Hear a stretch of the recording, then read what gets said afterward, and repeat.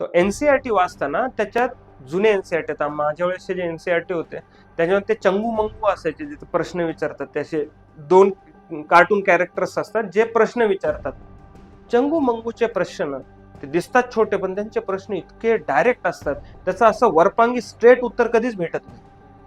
ते उत्तर वाचताना, विचार करताना 2 मिनिटं पुस्तक साईडला ठेवून विचार करावा लागतो की how will I defend my on answer in my on head.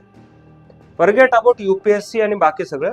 मी जो विचार करतो तो कितपत बरोबर. And that is the reason why I prefer reading books than hearing those podcast or जे कुठले म्हणजे ऑडिओ व्हिडिओ हे मीडियम मधनं जे ऐकणं, त्याच्यापेक्षा मी वाचणं प्रेफर करतो. का?